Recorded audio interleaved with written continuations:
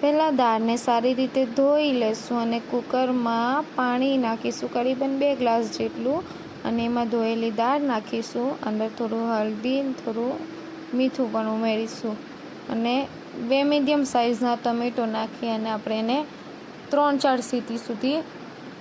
City આવે ત્યાં સુધી એને બાફી લેશું. હવે થોડી વાર રહીને જોશું તો આપણી દાળ એકદમ સરસ બફાઈ ગઈ છે, જોઈ શકો છો તમે. હવે એમાં લાલ મરચું, હળદર, મીઠું, ગરમ મસાલો અને ધાણા જીરું અંદર ઉમેરીશું અને એકદમ બરાબર મિક્સ કરી દઈશું, જેથી કોઈ ગાંઠા ના રહી જાય. હવે એક કઢાઈમાં તેલ નાખીશું. અંદર આપણે રાઈ અને જીરુંનો વઘાર કરીશું.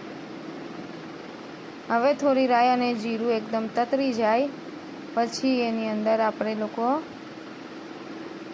મરચાંની પેસ્ટ નાખીશું. અંદર મરચું, લસણ ને આદુની પેસ્ટ છે આ. થોડું લાલ થઈ જાય પછી આપણે એને બરાબર હલાવીશું.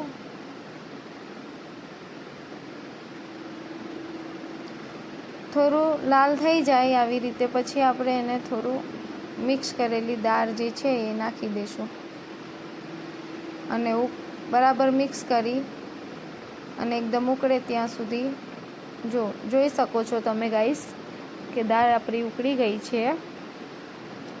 હજી આપણે થોડી વાર એને ગેસ ઉપર રહેવા દેશું. હવે જોઈ શકો છો તમે આપણી દાળ એકદમ બરાબર ઉકળીને રેડી છે. હવે આપણે એક સર્વિંગ બાઉલ લઈશું, એની અંદર આપણે દાળ કાઢીશું. તૈયાર છે આપણી ગુજરાતી દાળની રેસીપી. તો તમને લોકોને આ ગમે તો ચેનલને સબસ્ક્રાઈબ, લાઈક અને શેર